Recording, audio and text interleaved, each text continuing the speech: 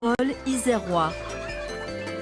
Du 15 au 17 septembre avec France 3.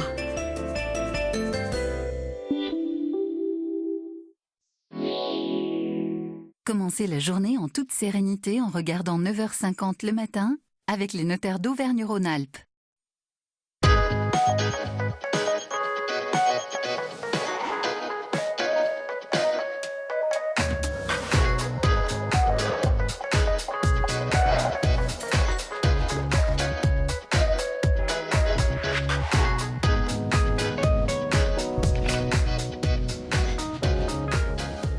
Bonjour à tous, très belle matinée, excellent début de semaine sur France 3. Soyez les bienvenus dans votre magazine quotidien régional, 9h50 le matin en Auvergne-Rhône-Alpes. Nous sommes le lundi 11 septembre, nous fêtons qui aujourd'hui? Les Adelphes, donc bonne fête à eux. Tout de suite, un petit coup d'œil sur le sommaire de l'émission d'aujourd'hui. Peut-on être un cancre à l'école et réussir dans la vie? Vous verrez que le monde est plein d'exemples de ces derniers de la classe qui ont surmonté leur échec scolaire pour se faire une place au soleil. Le soleil qui a fait souffrir votre jardin cet été. Notre journaliste conseil en jardinage, Pierrick Eberhardt, qui n'était pas un cancre, nous dira ce que l'on peut encore sauver et surtout comment anticiper la canicule et ses ravages. Que deviennent les bouteilles de gaz en fin de vie? Eh bien, c'est un drôle de recyclage que vous nous proposez, Jérôme, aujourd'hui, n'est-ce pas? Regardez ces petites gouttes de musique qui tombent sur nous ce matin malgré le grand ciel bleu. Écoutez, ceci est fait avec une bouteille de gaz comme celle-là, par exemple. Et c'est l'œuvre d'un artiste musicien qui nous attend près de son atelier. Il s'appelle Jean-Michel Jovin. Plongé dans le monde onirique, j'ai envie de dire, du bon usage vertueux d'une bouteille de gaz. C'est tout de suite. C'est pas mal. Puis c'est zen, attention. Hein. On partira aussi cette semaine à la découverte de lieux historiques abandonnés. On commencera aujourd'hui à s'intéresser à l'une des distilleries de la célèbre Chartreuse qui a été victime d'un glissement de terrain survenu en 1935. Mais tout de suite, qu'en est-il de la couleur du ciel? Eh bien écoutez, il va falloir compter sur des petites pluies, du vent et de la fraîcheur. C'est le programme de cet après-midi. Des pluies réservées aux versants situés à l'ouest. Il devrait donc faire sec sur les vallées du Rhône, de la Saône et de la Limagne, ainsi que dans la plaine de l'Allier. Les températures qui étaient relativement douces ce matin ne vont pas faire d'étincelles cet après-midi, de 15 degrés à Aurillac à 24 degrés à Valence. On en saura plus sur le temps qu'il fera demain, tout à l'heure en fin d'émission. Normalement, ça ne devrait pas sentir le gaz, puisque les bouteilles de gaz dont on va parler ont été vidées de leur contenu et après avoir servi à faire de la chaleur, eh bien, elles vont servir à toute autre chose, n'est-ce pas, Jérôme? Ouais, c'est l'idée un peu folle qu'a eu un jour Jean-Michel Jovin qui se trouve à son poste de travail. Regardez, on est chez lui, dans son garage, où ce qu'il en reste. Bonjour. Bonjour. Jean-Michel. Merci de nous accueillir chez vous. Oui. Qu'est-ce qui vous a pris un jour, Jean-Michel? Dites-nous. Qu'est-ce qui vous a pris quand vous avez vu une bouteille de gaz, vous vous êtes dit, il faut que j'en fasse quelque chose? À vous dire, c'est une rencontre avec des personnes, il y avait des projets naissants. Et en ce qui me concerne, j'ai essayé, tout simplement. Ouais. Parce qu'avec tout ça, j'aime beaucoup témoigner d'une expérience personnelle. Et là, il s'avère que, avec des bouteilles de gaz, il y a quelque chose de naissant qui existait. Il s'est fait des instruments de musique. Donc. Alors, vous faites ça également avec des chauffe-eau ou alors des compresseurs, pas qu'avec des bouteilles de gaz. Ouais. Alors, par exemple, avec ça, par exemple. Là, il y a tout le... Ça, c'est les compresseurs d'air de camion. Donc vous les sciez, vous les coupez en rondelles. Ouais, c'est ça. En fin de compte, j'enlève le centre, comme ceci. Au début, j'enlève le robinet, je découpe le dessus. Je garde bien l'identité de l'objet parce que ça a à voir, je me sers pas mal des symboles et de l'analogie, et je mets tout ça en analogie à la vie humaine. Je découpe le dessus qui va devenir le dessous. L'objet va prendre donc un autre sens. Et ça, qu'est-ce que vous en faites alors du corps? Tout ça, ça va au ferrailleur. Donc c'est tout du recyclage, c'est issu du recyclage. Le dessous est bombé. Ouais. Je le ressoude avec cet appareil très simplement. Donc un poste à soudure. En fait c'est le dessous et le dessus qui forment l'instrument. Je dessine des lames. Bon là il n'y en a que 4, normalement il y en a 8. Ouais. Je les prédécoupe, je les découpe. Et avec cette disqueuse là, c'est très simple tout ça. Enfin, c'est fait de le plus dans la simplicité possible. La longueur de la lame va faire la note. C'est tous des instruments accordés avec une fréquence. Alors on peut jouer sur les fréquences éventuellement, parce que dans le milieu énergétique à l'heure actuelle, il y a beaucoup au sujet de la fréquence 432 qui est de référence par rapport à 440 qui est quelque chose une norme. Et donc après, j'accorde chaque lame avec des notes. Donc les compresseurs d'air, c'est des choses de camion, ça donne un très très joli son. Puis je le sens tout de suite quand il y a un joli son. Parce qu'en fait, on sent que ça donne un super son, quoi. C'est le bol tibétain, là. Voilà, oui, c'est ce qui est intéressant. Ce qui est génial, c'est que c'est issu de l'industrie et ça va devenir créatif.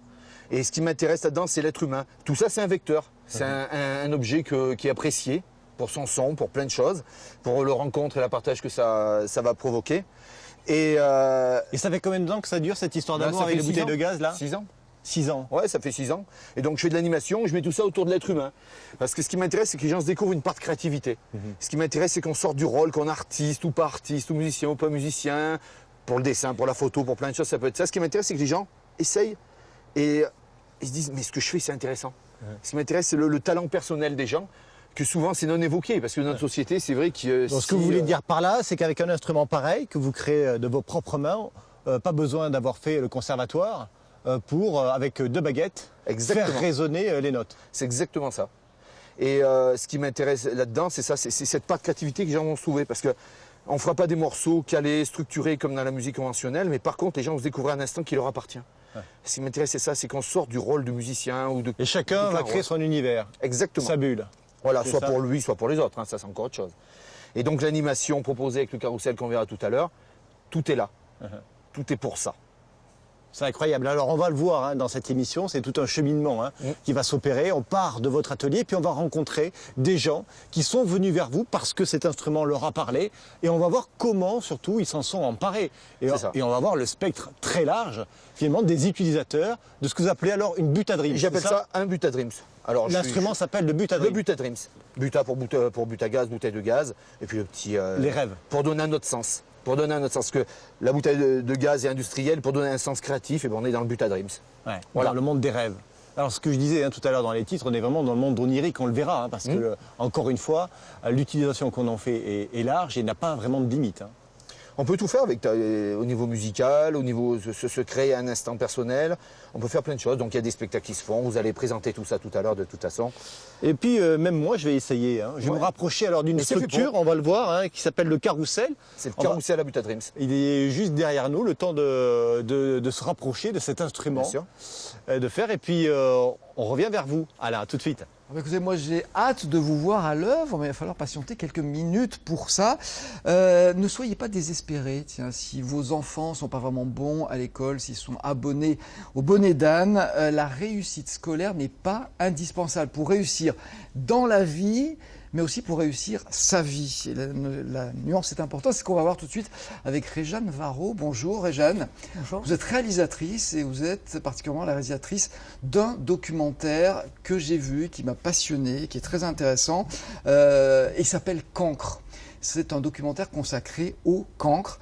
Vous avez rencontré plusieurs personnalités qui ont connu l'échec scolaire. Il paraît que c'est votre cas, c'est vrai? Oui, c'est vrai. Pour parler du titre, il ne faut pas oublier qu'il y a un point d'interrogation. Oui, et c'est au singulier. Et c'est au singulier parce que je pense qu'effectivement, je m'interroge beaucoup sur ce terme. Parce que singulier, parce que c'est l'estampille qu'on vous met sur le front? À partir du moment où on travaille mal en classe, on est un cancre, on a un bonnet d'âne.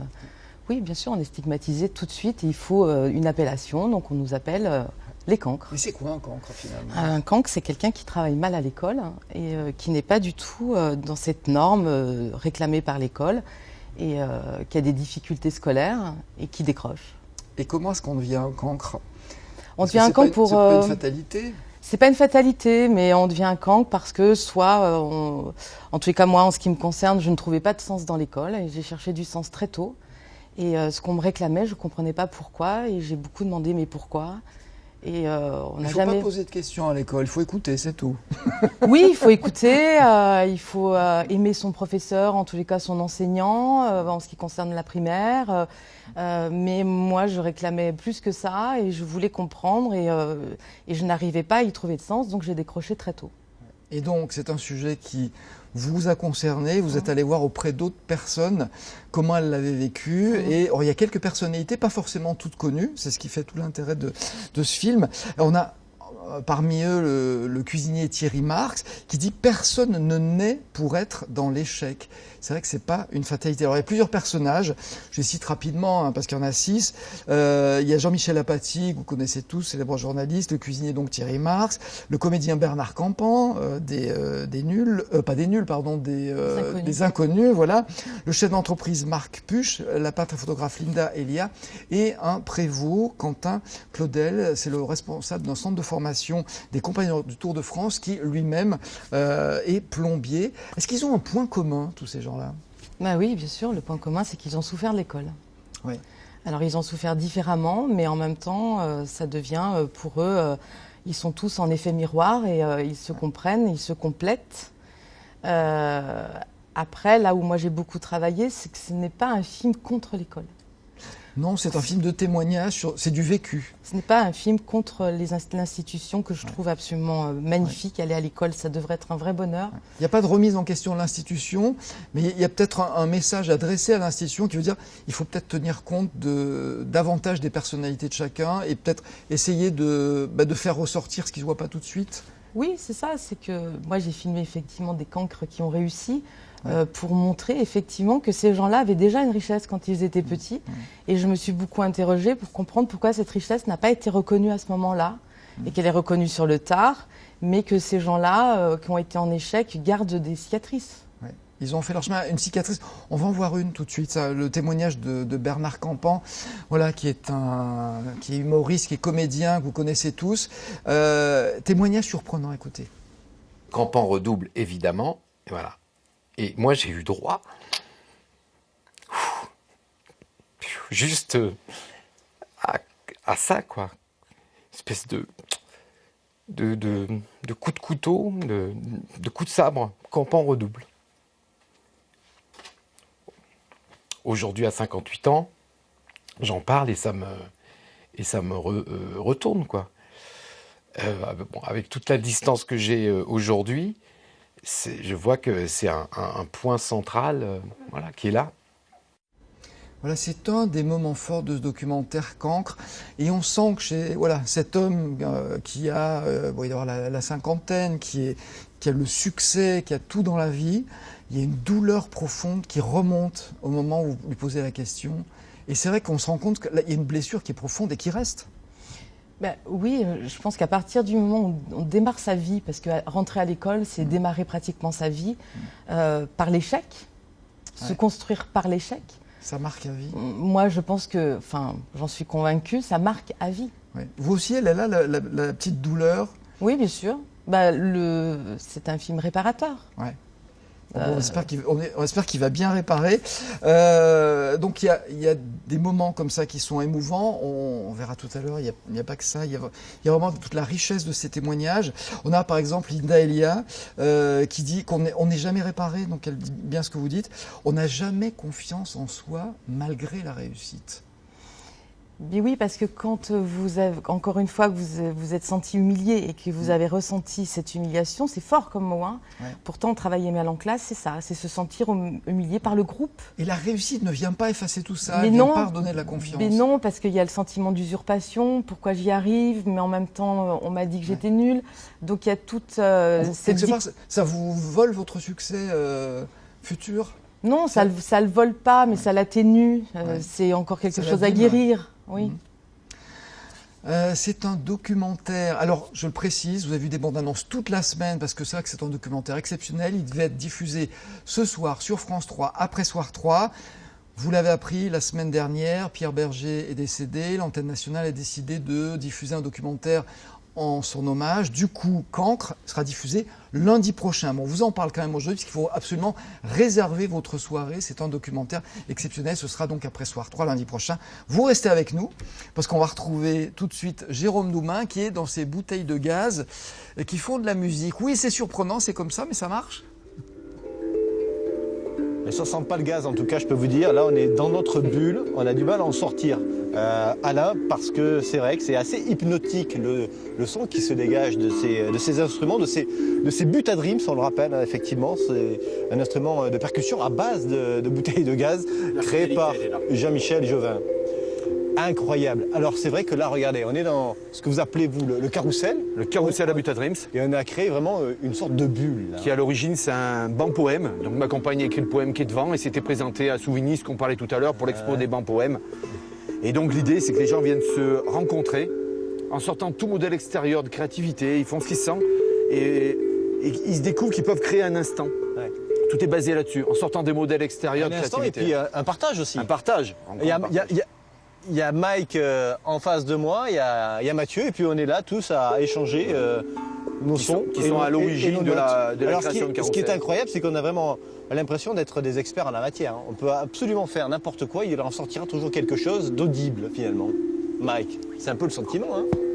Qu'est-ce que vous en pensez, vous, de cet instrument, Mike? Ouais, c'est sympa, ça pose, c'est reposant. Surtout en pleine nature, on est vraiment dans un univers, on crée son univers musical autour de ce carrousel, c'est pas mal.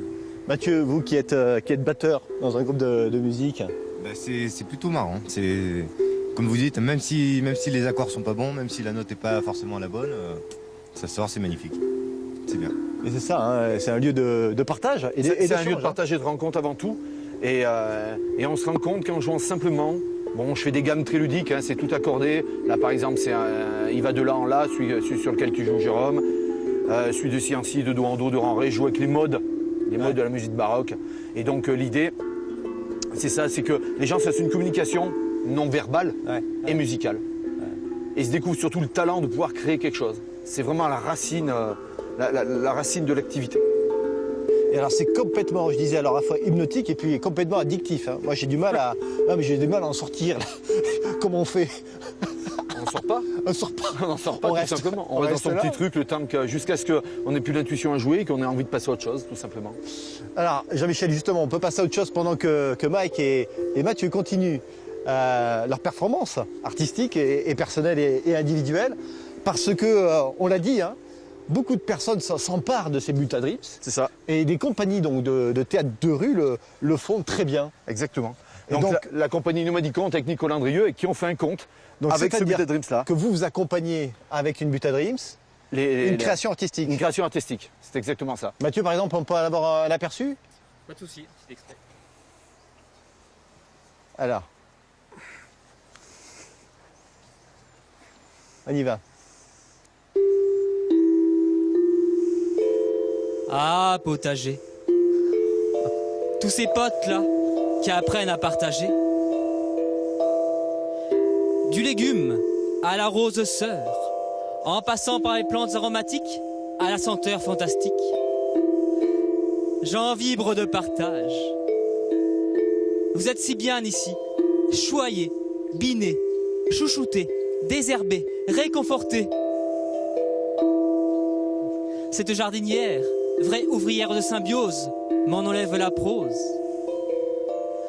Tant de poèmes pourront être proclamés à son honneur, car il est bien trop rare de voir la nature humaine apporter tant de douceur à nous, graines de senteur. Mais à vrai dire, à peine enraciné, je ne peux regretter que d'être trop haut cadré. Bien que je ne peux contester cette façon aimante de cultiver la terre, nous, nature amante de l'homme et de la femme patiente. Moi, je préfère tellement le vacarme de la poésie, pensée désordonnée et chaos de la beauté. Voilà.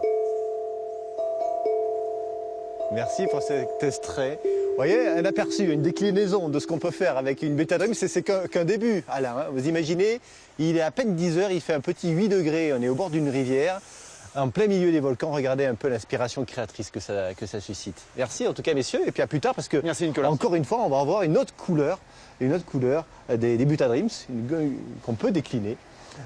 Sur une tonalité artistique. À tout de suite, Alain. Je dirais qu'il n'y a pas que des salades qui poussent dans ce jardin. Hein. Jardin qui est un bel hommage à Pierrick Eberhard qui sera avec nous dans un instant. Pour l'heure, on est avec Réjeanne Varro, réalisatrice d'un documentaire, je disais, qui sera diffusé lundi prochain, après Soir 3, qui s'appelle Cancre, sur ses enfants. Donc on a estampillé Cancre et qui traîne durant toute leur vie ce stigmate. Comment est-ce qu'on s'en sort d'ailleurs ? Alors, quand gamin, on vous dit que vous êtes un nul, comment est-ce qu'on arrive à faire quelque chose de sa vie ? Vous cherchez le positif, hein, ce matin. On s'en sort pas toujours. Oui. Là, j'ai fait un film où on s'en sort, où j'ai filmé des résilients. Pour dire qu'on peut s'en sortir, mais c'est pas gagné. Non. Moi, j'ai fait ce film pour ceux qui s'en sortent pas, en fait. Ouais. Et je pense que ces enfants-là sont en danger et ils deviennent des adultes en danger pour eux-mêmes, pour la société. Parce qu'être cancre, on devient en colère d'être cancre. On se construit dans la colère, la révolte. Et ces jeunes qui deviennent des adultes ne sont pas en pleine forme. Alors moi, j'ai filmé des gens qui s'en sortent. Ils s'en sortent parce qu'ils ont une vocation, on le voit. Ouais. Mais ils s'en sortent avec des douleurs. C'est dire que même quand on réussit à s'en sortir, et c'est vrai que je suis dans le positivisme ce matin, mais il ne faut pas se leurrer, la plupart des gamins qu'on estampille cancre ont d'énormes difficultés dans la vie, ont du mal à s'en sortir. Même ceux qui réussissent ont quand même cette douleur, on l'a vu. Mais oui, parce que moi, je pense beaucoup aux enseignants. Encore une fois, je ne cherche pas à critiquer l'institution, le monde enseignant, mais je dis simplement qu'ils sont en face de la matière humaine et qui est en devenir. C'est-à-dire que ce sont des petits, après un peu plus grands, mais ils ont un cerveau jeune et qui doit se construire dans quelque chose de bienveillant. Et celui qui travaille bien passe l'école comme ça, et est plutôt pas mal à l'école. Celui qui ne travaille pas bien à l'école souffre de l'école. Donc, imaginez que chaque matin d'aller à l'école la peur au ventre, et puis après on transforme la peur au ventre en étant un petit peu le malin de la classe. Donc après, quand on est le malin, on est rejeté, et puis quand on est rejeté, c'est là que les complications arrivent et que le monde enseignant ne supporte plus cet enfant. Et puis ça peut aller loin, ça peut aller jusqu'à la délinquance, qu'évoque l'un de vos témoins d'ailleurs, qui dit lui qu'il y a échappé très peu. Oui, sans ses parents, oui, il y échappait. Parfois c'est une rencontre qui vous fait remonter à la surface, ou un événement. On va écouter le témoignage de Jean-Michel Apathy. Lui, c'est l'élection de François Mitterrand en 80 qui a changé sa vie. Écoutez. Moi, je viens d'un peu loin. J'ai arrêté les études, j'ai repris. Je veux faire du journalisme politique. Soit vous me prenez à l'école, soit je me suicide. Voilà. En gros, c'est clair. Hein.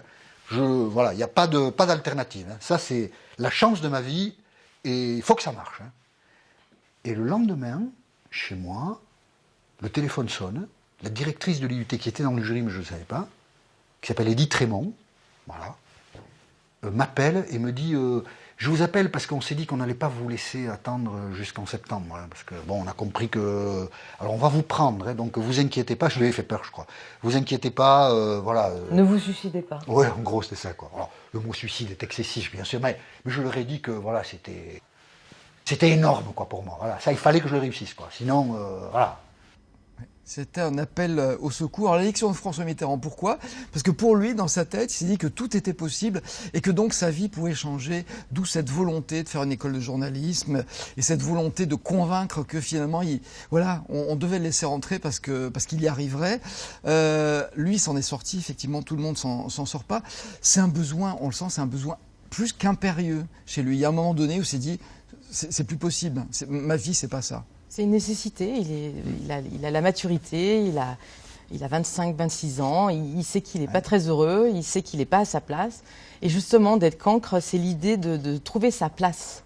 Et moi, j'ai filmé des gens qui avaient trouvé leur voie, leur place. Mais je pense que le film pourrait s'inverser, étonnamment. C'est-à-dire qu'on pourrait prendre des gens qui ont fait beaucoup d'études et qui ont été poussés dans les études, mais qui ne sont pas à leur place. Et oui, qui ont été malheureux. Et qui sont malheureux, voilà. Donc c'est quelque chose, le film raconte l'échec et raconte aussi, moi je pense que dès lors qu'on trouve sa place dans l'existence, n'importe laquelle, je pense qu'on est très heureux, beaucoup plus heureux. Ouais. Ils vous ont ouvert leurs portes, j'allais dire, et leur âme facilement ou pas? Mais oui, parce qu'on était des frères et sœurs. Vous aviez quelque chose en commun aussi? Oui, absolument. Donc, quand je les ai rencontrés d'abord dans un café ou chez eux, je suis assez transparente quand je fais un film, et là j'ai dit que c'était aussi mon histoire. Donc d'un coup, ils ont confiance. Mais c'est très étonnant. Je suis arrivée dans leur vie, je pense, au bon moment. Parce qu'ils n'ont plus à se cacher, à avoir honte ou à raconter une autre histoire d'eux-mêmes. Ouais. Même s'il y a encore de la douleur, ils peuvent en parler. Mais oui, parce déjà. Que vous avez vu dans le film, ce sont tous des transmetteurs. Ouais. C'est pour ça que je les ai choisis. Ils ne gardent pas pour eux les choses, ils ont envie de transmettre et donner. Ouais. Qu'est-ce que vous avez à dire, vous, à ces enfants qui ont loupé le coche à un moment donné? Moi, je leur dis, vous savez, je ne vais pas leur dire croyez en vous, ayez confiance en vous. Je leur dis de faire d'abord un travail sur eux-mêmes et sur la difficulté qu'ils ont avec eux-mêmes, plutôt qu'être dans la violence, la colère. Et après, effectivement, de bien chercher en eux-mêmes ce qu'ils veulent et d'y croire. Et à partir du moment où ils font des rencontres, ne jamais oublier que quand on vous tend la main, de bien la saisir. Oui, alors c'est peut-être pas qu'ils ont loupé le coche, mais on les a peut-être loupés aussi. Mais en fait, c'est des rencontres qui se manquent. Merci beaucoup, Réjeanne Varraud. Je le rappelle, c'est lundi prochain, après Soir 3, ce documentaire exceptionnel qui s'appelle Cancre. On va retrouver Jérôme Doumingue tout de suite. Jérôme qui est toujours au pays des instruments à gaz, n'est-il pas? Ouais, c'est vrai, dans un endroit charmant, hein, délicieux. On est au bord d'une rivière ce matin qui coule, l'eau est limpide comme tout, c'est incroyable. On est bercé par le chant du monde ce matin. Jean-Michel et Jovin, c'est grâce à vous qu'on l'on est ici chez vous, dans ce décor bucolique et un chanteur.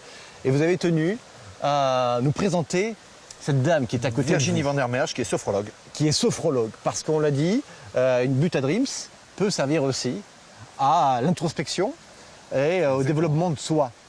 Et Virginie van der Merwe est là pour en témoigner. On l'a dit tout à l'heure, c'est un symbole tibétain finalement, que cet instrument. Oui, tout à fait, qui crée vraiment des sons. Et en fait, Butte à Dream a vraiment un axe thérapeutique. Et pour vous le montrer, en fait, eh bien, il suffit d'imaginer que notre corps, c'est comme un caillou qu'on on jette au niveau de l'eau et qui crée à un moment donné une onde vibratoire. Parce que notre corps est fait de 80% d'eau. Et dans le principe, Butte à Dream peut vraiment avoir un axe thérapeutique par cette idée que ça crée des vibrations à l'intérieur du corps et au niveau de nos cellules et au niveau de l'ADN. Hein, c'est une vraie preuve scientifique aujourd'hui. D'accord, donc grosso modo pour vous, c'est devenu un outil de travail indispensable. Tout à fait. Sur chaque séance de sophro, vous êtes équipé d'une Butte à Dream, c'est ça? Voilà, exactement. Et donc pendant une séance de sophrologie où la personne est mise en état de conscience modifié entre veille et sommeil, et bien là, en utilisant le Butte à Dream, on a vraiment une réceptivité au niveau cellulaire qui est importante et qui permet vraiment l'équilibre encore plus profond au niveau de la tête, au niveau du cœur et au niveau du corps. Donc ça veut dire que vous faites appel à Jean-Michel dans les séances ou alors vous-même vous y collez derrière une Butte à Dream? C'est ça l'intérêt de Butte à Dream et que moi j'ai beaucoup aimé, c'est qu'il n'y a pas besoin d'être artiste, il n'y a pas besoin de savoir jouer d'un instrument. Et moi en effet je ne sais pas ça. Et voilà, et donc du coup je laisse aller mon intuition et ma créativité et je laisse les notes se faire toutes seules avec la personne que j'ai en face de moi. Et en gros c'est un échange à deux et le Butte à Dream est là au milieu de nous. Elle dure combien la séance? Une séance de sophrologie, sur la séance elle-même, c'est 30 minutes. Et d'un bout à l'autre, vous jouez de cet instrument? Non. Alors le Butte à Dream, je peux l'utiliser au départ, quand je mets un peu en état de conscience modifié. Je peux l'utiliser pendant, quand à un moment donné, il y a un exercice de visualisation qui est fait, ou un exercice de respiration. Je peux l'utiliser en réveil aussi d'une séance de sophrologie. Pour que la personne revienne en état de conscience. Les gens sont intrigués par cet instrument auquel ils ne s'attendent sûrement pas d'ailleurs. Oui, tout à fait. À chaque fois ils disent « Ah, qu'est-ce que c'est beau cet instrument que vous avez là au milieu ». Donc déjà en effet, au niveau esthétique, c'est vrai que c'est sympa. Et après, à chaque fois, c'est vrai que le Butte à Dream a une fréquence très haute. Et vraiment, ils sentent pas qu'un effet de détente, c'est vraiment un effet thérapeutique important. Et où ils disent qu'il y a quelque chose qui se passe au niveau du corps et au niveau des sensations. Et vous leur dites que finalement c'est constitué de deux parties basses et hautes d'une bouteille de gaz? Oui, tout à fait. Je leur explique et puis je leur donne bien l'image que à un moment donné, vraiment leur corps est fait d'eau et que du coup on va avoir un axe thérapeutique encore plus profond. Voilà, le champ vibratoire de la Butte à Dream, c'est celui en fait d'une pierre qui touche l'eau et qui résonne en nous finalement. C'est ça. C'est ce que vous êtes en train de nous dire. Voilà encore une déclinaison. Jean-Michel, de l'utilisation de vos instruments. Vous auriez pensé ça un jour ou pas? Pas du tout. Pas du tout, et c'est un projet qui vit de plus en plus, de par votre présence, entre autres par la présence de tous ces amis, le projet n'aurait pas de sens sans toute cette présence et tous ces gens qui proposent le projet. Et regardez Alain, où on vous amène tout à l'heure, pas loin d'ici, il y a Fanny, encore une fois à 10h du matin, qui est sur un fil et qui va tout nous dire aussi, peut-être de la Butte à Dream, c'est de l'usage qu'elle en fait. À tout de suite. J'attends de vous voir sur un fil aussi. Si vous avez un jardin, un balcon, une terrasse, j'imagine que le retour des vacances a peut-être été cruel en raison des dégâts occasionnés par la canicule. Alors, comment sauver ce qui peut l'être et surtout comment se préparer à la prochaine canicule, parce qu'il y en aura encore, c'est ce qu'on va voir tout de suite avec Pierrick Eberhard, notre journaliste conseiller en jardinage. Bonjour Pierrick. Bonjour. J'espère que vous avez passé de bonnes vacances. Vous, ça a été cruel le retour ou pas? C'est cruel, ouais, brutal. Brutal, hein, le soleil ne nous a pas épargnés. Hein, Qu'est-ce qui a le plus souffert cet été? Ce qui était fragile. Ouais. Donc ça fait, c'est l'occasion d'inspecter son jardin ou sa terrasse et de voir ce qui souffre le plus. Et puis on tirait des leçons. Des leçons dans l'immédiat et à moyen terme, voire à long terme, parce que je ne suis pas climatologue, mais si je lis bien ce qu'on nous propose à la lecture, il y a du souci à se faire en matière de réchauffement climatique. Voilà, et il faut s'y préparer, des canicules, des sécheresses, et puis avec des épisodes aussi violents de pluie qui viennent arroser tout ça, mais de manière pas très tempérée. Ouais. Alors on va tout d'abord s'intéresser à la façon dont on peut sauver ce qui a souffert. C'est vrai qu'a priori, il y a des plantes dont on se dit, bon, bah, celles-là, elles sont foutues, elles sont mortes. Est-ce que ça peut être trompeur? Est-ce qu'il y en a qu'on peut encore sauver? Ça peut être trompeur parce que la nature, la végétation, elle essaye de se prémunir contre cette agression qu'est la sécheresse et la chaleur. Donc, elle va se recroqueviller, elle va sécher. Mais ça ne veut pas dire que ce qu'il y a dessous, son système racinaire, est atteint. Donc, il faut éviter de tout arracher par désespoir et par dépit. Ouais. Il faut regarder attentivement et avant de commettre des gestes qui soient irréparables, de se dire qu'est-ce que je peux faire. Et qu'est-ce qu'on peut faire, c'est éviter de trop arroser trop brutalement, mais de tailler ce qui est délibérément sec, de ne pas arracher, de tailler avec bon sens et raison. Le test, c'est quoi? Les branches, on les plie, on voit s'il y a une certaine souplesse, c'est que c'est pas mort. Il peut y avoir aussi dans un végétal, un arbuste par exemple, des éléments qui seront totalement morts alors que d'autres ne vont pas l'être. Donc il faut être regardé avec attention. Donc le test c'est vraiment ça, c'est la main, c'est pas forcément la couleur. Pas forcément la couleur. Si c'est encore souple, ça veut dire quelque chose. Que c'est pas mort. Et puis il faut donner une forme, il faut faire une sorte de taille intelligente, pas tailler, pas raser, mais tailler intelligemment pour que la plante retrouve, on dit qu'il faut élaguer doucement, intelligemment. C'est pas, le végétal a aussi son intelligence et il faut communiquer. Ça veut dire qu'il ne faut pas essayer que ça soit forcément beau. Voilà, une taille de forme. On la préserve. On la préserve. Et puis, on va ensuite, dans un second temps, gratter la terre autour, biner, parce qu'il se peut que la terre soit très, très sèche. Donc on gratte la terre pour qu'elle respire cette terre. Parce que sinon l'eau ne pénètre plus. Et puis qu'elle respire d'abord et qu'ensuite elle boive. Et elle ne boira de manière conséquente que si elle est bien binée. On voit le geste actuellement à l'antenne. Et ce binage est fondamental. Il faut le biner avec légèreté, mais en même temps fermeté, en profondeur. Parce que si on ne fait qu'un grattage, qu'un binage superficiel sur 1 cm, ça ne suffit pas. Il faut y aller doucement, mais intelligemment, encore une fois, pour éviter les racines.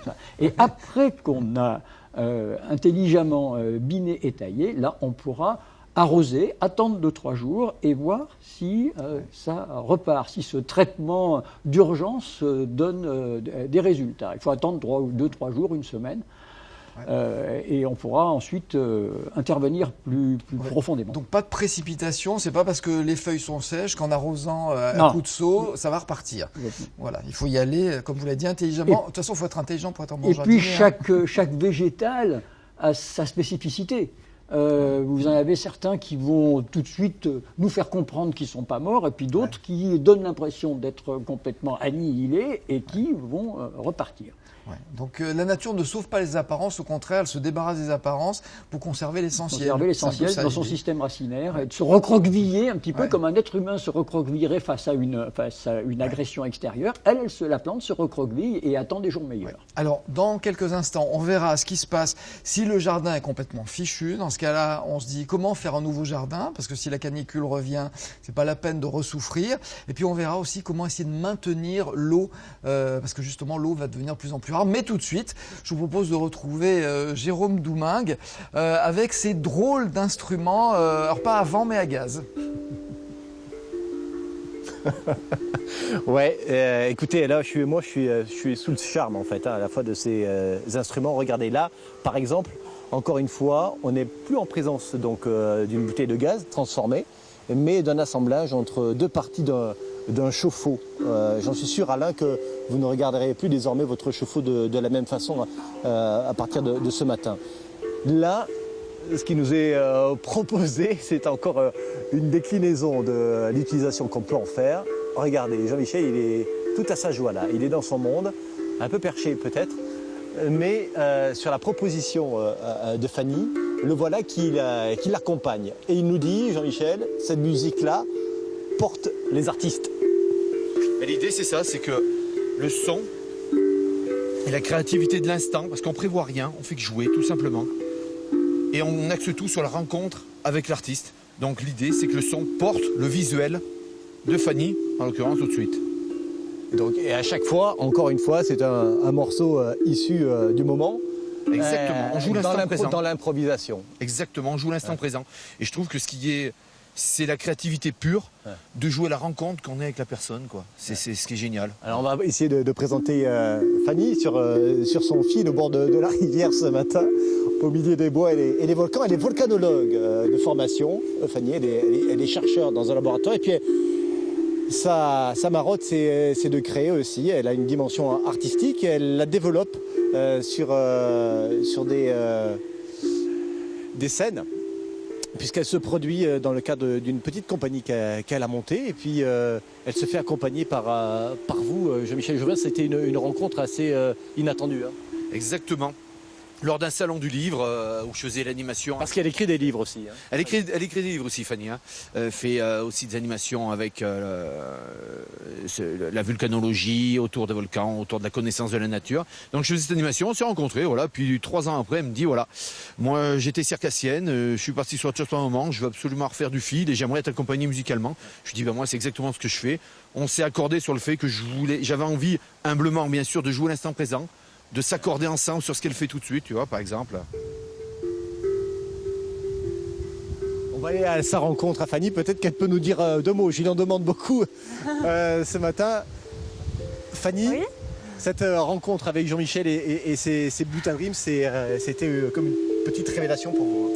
Oui, comme il disait, je l'ai rencontré dans un salon du livre et je l'ai vu avec son carrousel, là, un peu dans un univers magique. Donc moi, ça m'a inspirée parce que je trouve que le fil, il y a cette dimension un peu aérienne, un peu... éthérée et légère. Voilà. Et du coup, on s'est rencontrés, on a fait un duo Butad Dream Fil. Et voilà, donc en fait, l'idée, c'est que on improvise chacun l'un avec l'autre. Donc parfois, je fais des pas, puis c'est lui qui est inspiré un peu par le rythme. Donc il va me proposer une musique, puis ça va stimuler autre chose, et voilà. C'est incroyable. Et donc en général, quand on fait des spectacles, c'est un peu une grosse part d'improvisation, quoi. C'est magnifique finalement. Voilà. Tout est léger autour de nous là, ce matin. Ouais. Grâce à cette résonance là, tout à l'heure la sophrologue nous parlait de vibrations. Vous les ressentez ces vibrations là? Elles vous touchent au plus profond de vous? Moi, ce que je ressens, c'est les vibrations de sa musique, de ses différents instruments. Et c'est vrai que pour le fil, en fait, on est toujours, on dit sur un fil, toujours à l'équilibre, toujours en train de vibrer avec ce qui nous entoure. Donc voilà, ce rythme, c'est très très porteur, quoi, cette musique en tout cas. Merci Fanny, merci à tout le monde, merci à Jean-Michel qui ne se lasse pas de jouer. Et on retiendra une chose quand même, encore une fois, derrière la partie brute et assez vile d'une bouteille de gaz, on peut en sortir des choses assez magnifiques et puis vivre ce que vous avez dit, l'instant présent qui finalement est la bonne formule pour accéder au bonheur. Merci en tout cas Jean-Michel de nous avoir accueillis dans cet endroit très onirique et très inspirant. Merci à vous, puis vous avez de la chance, il fait très très beau aujourd'hui en Auvergne. On l'a vu tout à l'heure avec Pierrick Eberhardt, comment réagir quand vous rentrez de vacances et que le jardin est dans un état épouvantable parce que victime de la canicule. On va voir maintenant déjà comment essayer d'éviter cette souffrance qu'on peut ressentir. Pierrick, la première façon, c'est peut-être de protéger les plantes et d'éviter que l'eau s'évapore au maximum parce qu'elles ont besoin d'eau et on n'est pas une période où on peut se permettre de gaspiller l'eau. Alors on a vu qu'on avait des interventions à faire après les dégâts, mais il y a des La prévention qui a tout son sens, parce que, je crois que l'été qu'on a eu, malheureusement ou heureusement, je ne sais pas, ça dépend comment on se situe, ça se reproduira. Donc il vaut mieux prévenir que guérir dans l'urgence et dans la peine. Et en matière de prévention, il y a un certain nombre de techniques, et notamment le paillage. Ça, on a un exemple de ce qu'on peut mettre sur la terre. Du paillage. Ça, c'est du vrai bio. Il y a une petite araignée qui se promène tout à l'heure, donc c'est du vrai bio. Il est vrai, il est vraiment... C'est des débris de bois. C'est des débris de bois, des écorces de bois. Il y a différentes techniques et différentes origines. C'est souvent des déchets de taille qui sont broyés. On appelle aussi ça un mulch en anglais, si on veut faire précieux. On appelle ça du broyat.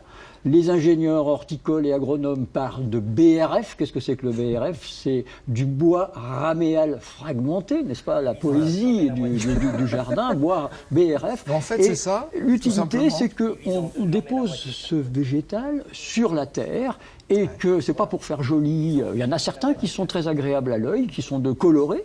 Mais c'est surtout fonctionnel. Pourquoi? Eh bien, parce que cette couche, qui doit être d'entre 2 et 5, voire 10 cm, va protéger la terre, va éviter l'évaporation trop rapide, et quand on aura arrosé, eh bien, l'humidité restera sur la terre, alors que quand il n'y a pas cette matière, ce BRF, ce mulch, eh bien, l'eau s'évapore tout de suite et la terre durcit. Autre avantage, c'est qu'à force, ça évite les mauvaises herbes, ça évite de... Alors, ça ne les empêche pas complètement. Il ne faut pas croire que c'est un remède contre les mauvaises herbes.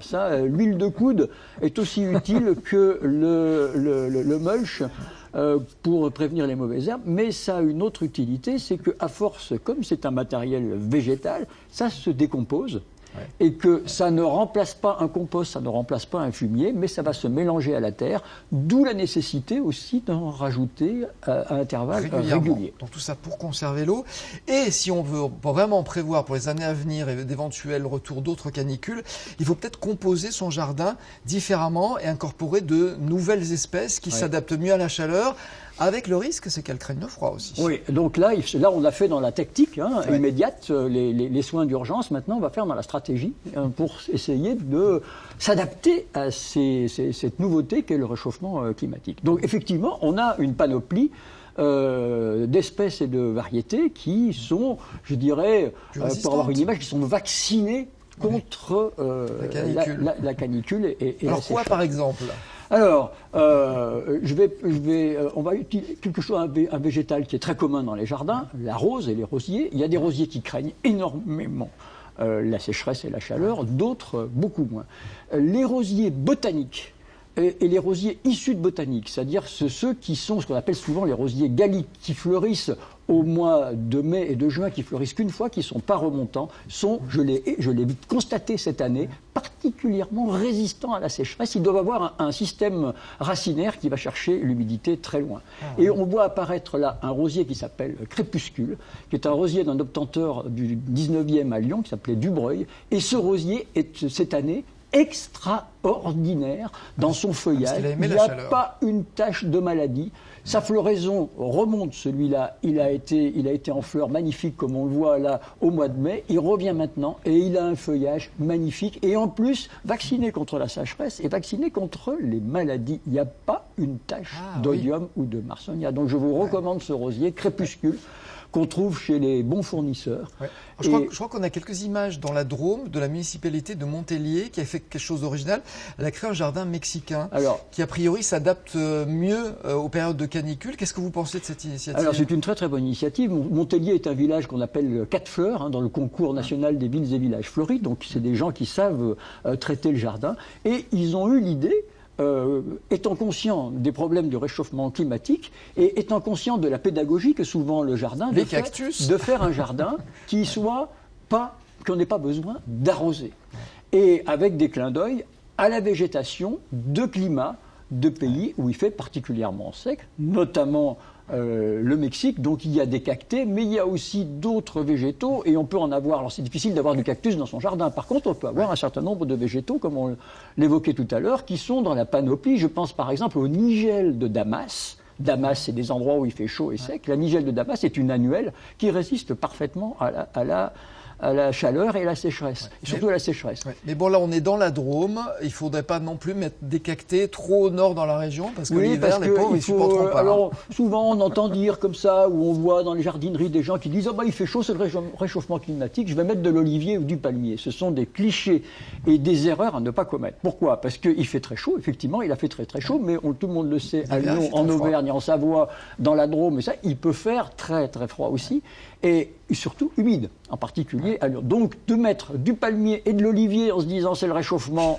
c'est pas la solution, c'est au contraire, je dirais, un barbarisme horticole. Les palmiers, à part certaines variétés, et les oliviers n'ont rien à faire dans la terre lyonnaise et dans le paysage lyonnais et celui de la région en général, sauf quand on est au sud du 45e parallèle, bien évidemment. Voilà, ça veut dire qu'on les condamne à mort et puis on vide son porte-monnaie pour rien. Merci beaucoup Pierrick pour vos conseils avisés. On va passer à la suite. Cette semaine, on vous propose une série sur les lieux touristiques de notre région qui ont été, les lieux historiques, pardon, de notre région qui ont été abandonnés. Le premier, c'est l'une des distilleries de la célèbre liqueur de Chartreuse, une distillerie qui est située à Saint-Laurent-du-Pont en Isère, dont les moines ont été privés à la suite d'un glissement de terrain. Regardez.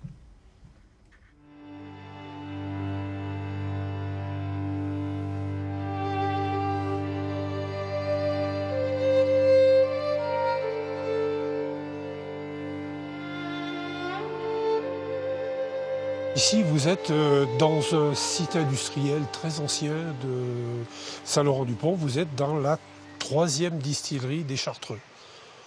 Les Chartreux ont commencé leur travail dans leur pharmacie au monastère, puis avaient installé une distillerie dans les locaux du monastère, qui est devenue trop petite pour tout un tas de raisons, et ils sont venus s'installer ici, où ils ont créé leur 3e distillerie. Aux portes d'un désert de forêt, ces ruines témoignent d'un étrange passé industriel. À Fourvoirie trône encore une cheminée haute de 28 mètres, ou quelques rails aujourd'hui ensevelis. Ici arrivaient les wagons de charbon, l'anthracite de Namur, qui permettait d'alimenter la chaufferie derrière vous. Ce train apportait les matériaux dont avait besoin la distillerie. Il recevait les plantes, il devait recevoir le bois pour la caisserie, il devait recevoir les bouteilles vides, il devait recevoir quantité de matériaux. Mais c'était aussi les alcools, le sucre qui venait de l'extérieur. Et c'était aussi un moyen pour expédier toute la fabrication qui était faite ici.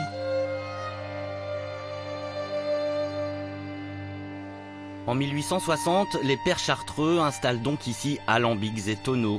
L'activité est déjà florissante. Près de 50 000 bouteilles sont produites par mois. Ici, nous sommes dans la première cave qui était utilisée dans le travail de l'alcool. Nous sommes à la verticale des alambics. Donc l'alcool travaillé dans les alambics arrivait directement ici dans les tonneaux. Et vous envoyez les traces encore au plafond. Vous avez toutes les suspentes métalliques qui permettaient de distribuer la tuyauterie et leur laisser la possibilité de remplir tel ou tel foudre installé à ce niveau-là. Et à l'époque, se fabriquait aussi une chartreuse blanche que les Chartreux n'ont plus commercialisé à partir de 1900 parce qu'ils n'avaient pas l'heure de plaire à la clientèle. Dans la nuit du 14 au 15 novembre 1935, un glissement de terrain vient frapper cette distillerie, forçant les pères Chartreux à déménager leur production à Voiron, où ils possèdent une cave et des entrepôts. En 1935, quand ce glissement de terrain arrive, les Chartreux doivent trouver une solution d'urgence pour pouvoir conserver cette chartreuse, ne pas mettre à mal toute la production qui est là et le vieillissement notamment. Et donc c'est tout naturellement que les foudres que l'on voit ici à côté de moi, derrière moi, sont donc transférées à Voiron et depuis cette date servent toujours à faire vieillir cette chartreuse. De l'ancienne distillerie de Fourvoirie, une centaine de ces tonneaux ont donc survécu, ainsi que les alambics. Les ruines, elles, ont été rendues à la nature. Il y a une dizaine d'années, une association s'est pris de passion pour ces vieilles pierres. Je ne sais pas si les ruines reprennent un petit peu vie, mais c'est l'un de nos objectifs. C'est de les rendre lisibles. Donc quand nous avons commencé à nettoyer le site, notre idée n'était pas de reconstruire, parce qu'on n'aura peut-être jamais les autorisations, on n'aura jamais les financements. Par contre, essayer de maintenir en état ce que nous avons trouvé, c'est ça qui nous intéresse. Dans ces ruines, le travail des moines traverse les siècles. Mais le secret de la reine des liqueurs, ici, c'est à jamais tu. Voilà, il est l'heure de prendre connaissance des titres de l'actualité.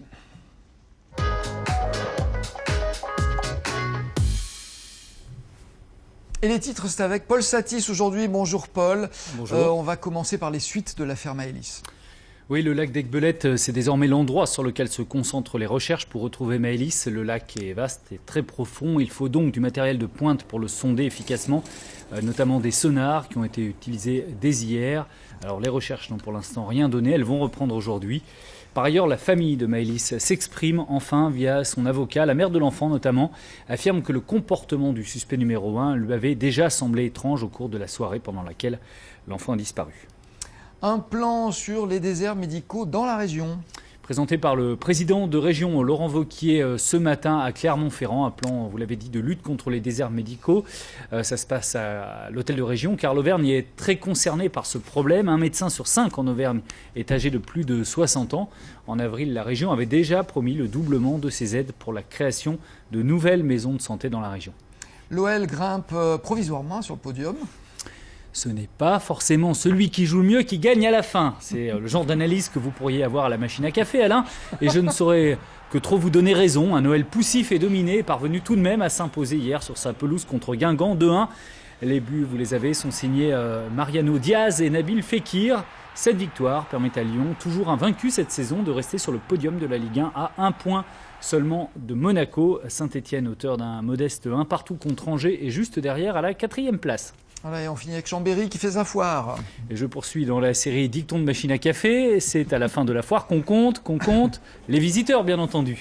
À celle de Savoie qui a commencé ce week-end à Chambéry, on en attend plus de 800 000. Cette foire est toujours un événement dans les Alpes avec plus de 400 exposants. Parmi les nouveautés, la création de nouveaux pôles, dont un consacré à l'agriculture ou un autre au high-tech. Comme quoi, vous voyez, c'est plutôt éclectique. La foire de Savoie se tient jusqu'à lundi prochain. Merci Paul, bonne journée à vous. On termine avec un petit mot de météo avec des petites pluies, du vent et de la fraîcheur. C'est le programme de cet après-midi. Des pluies réservées aux versants situés à l'ouest. Il devrait donc faire sec sur les vallées du Rhône, de la Saône, de la Limagne et dans la plaine d'Allier. Les températures qui étaient relativement douces ce matin ne vont pas faire d'étincelles. De 15 degrés à Aurillac à 24 à Valence. Demain matin, toujours quelques pluies sur les versants ouest et du soleil sur le sud de la vallée du Rhône avec des températures fraîches. L'après-midi, des éclaircies vont se former, il y aura encore du vent sur les sommets, le thermomètre peinera à décoller. Un petit mot sur mercredi, le temps sera plus sec mais toujours nuageux avec des températures